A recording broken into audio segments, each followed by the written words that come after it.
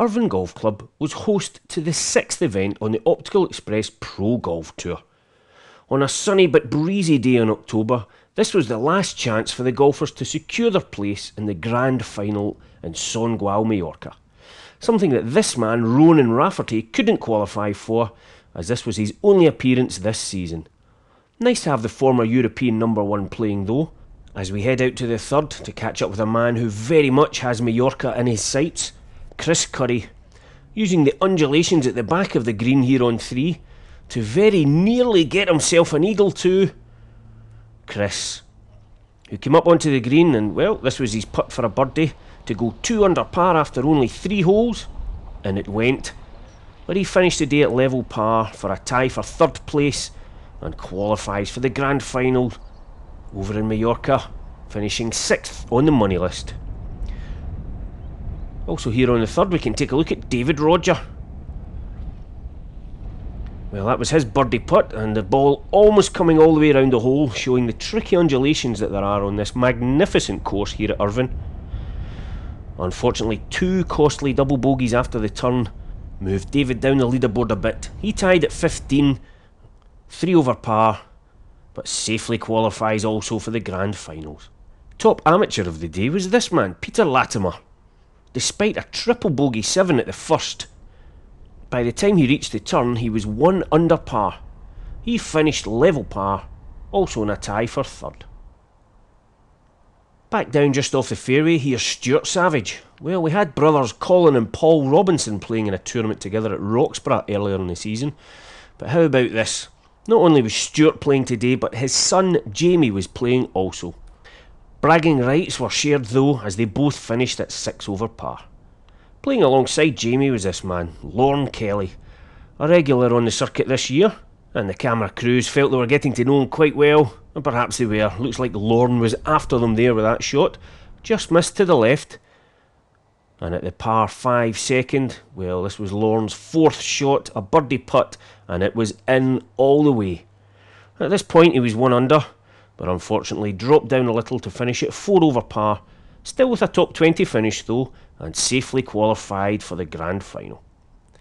Out to the 11th, and Paul Wardell from Whitekirk, who very nearly won at his home course last time out, had that putt to go back to level par. As it was, he was 1 over after 11 and finished at 2 over in a tie for 8th. But he too qualifies for the grand final, being number 11 on the end of season money list. Back down the fairway, Neil Fenwick, joint winner at the Roxburgh, and already assured of his place at the grand final Majorca. Well, this was his approach. 465 yards long the 11th was, but many of the players making light work of it, amongst them Neil, who's playing alongside Martin Lawrence. Martin from Newmaker, well, he had this for his birdie, and after having had an eagle 2 at the 4th earlier in his round, was looking to score well, but by the time he reached here he was 2 over par, which is where he would finish, in a tie for 8th. His playing partner Neil Fenwick was level par. He had this for his birdie after that nice approach. This was to go 1 under, and just coming up short, so he stayed level for the time being. However, a tap-in birdie on the last meant that he did finish at 1 under, which was good enough for 2nd place here at Irvine. Also playing the 11th, Jason McCready. There is a ball there somewhere, and while Jason and his caddy pondered over just how lofted the club had to be they were going to use to get out of there, his playing partner Scott Pithy from Carluke, well, he'd come up just short of the green, and whatever club that was that he used, he is obviously very comfortable with it, because that ball dropped in for a magnificent birdie 3 at 11. That brought him back to 2 over par, which is where he finished, in a tie for 8th. Yes, nice one for the cameras to pick up. Well, back over with Jason, And he was 1 over par at the time. And using all his experience there, knocking it fairly close, and that putt went in, and Jason stayed at 1 over. They were playing alongside Alan Lockhart. This was his birdie putt. He was 3 over par at the time after a bad triple bogey earlier in the round, and he was looking to sink this to get back to 2 over. And Alan obviously enjoys golf in the autumn, because not too long after this event at Irvine, he went on to lift the Scottish PGA Championship at Gleneagles. A magnificent victory, and congratulations to Alan, one of the most steady competitors on the circuit. Another man who knows how it feels to be the Scottish champion, Greg Hutchin. Up there, silhouetted playing the par 3 8th with the familiar yellow ball, and that was a very nice tee shot. He was 1 over par at the time. I had this to get back to level. And after a busy season, well, perhaps just feeling the pace a little, Greg was runner-up to Alan at the Scottish PGA at Gleneagles. That was a great effort. But here at Irvine, after he finished holing out here at the 8th, he dropped another couple of shots on his way round to a finishing total plus 374. It was good enough for a tie for 15th, which was also good enough to contribute to Greg qualifying easily for the grand finals over in Songual. Good luck to Greg when he goes to play the PGA playoffs, and hopefully we'll see him in some big European Tour events again next season. Just behind Greg out on the course, another man who's played on the very highest level of the European Tour, Scott Henderson. A great tee shot here at the par 3 from the big man from Kings Links. And well, when he walked up for his birdie putt, this was to get him back to level par. And Scott really needed a good performance today if he was going to qualify for the grand finals. That putt went in, but he faded a little in the back 9, finishing at 4 over and a tie for 18th. And unfortunately we won't be seeing Scott over in Majorca. In the group behind, Nigel Scott-Smith. Well, we saw him at the last tournament in Whitekirk, getting a nice birdie 2 in front of the cameras. And well, he gave himself the chance to do the same again.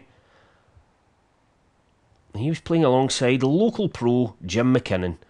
Well, for a man who knows this course like the back of his hand, well, you wonder what he's doing in a bunker over there after his tee shot. But I tell you what, he did use his local knowledge pretty well. And not only did he get up there from that bunker, but he sank that putt for a very impressive up and down par 3. That kept him level, but he too finished at 4 over. But he too also had an interesting Scottish PGA Championship, leading going into the last round. But that was Nigel there, and once again, getting a nice birdie 2 in front of the cameras.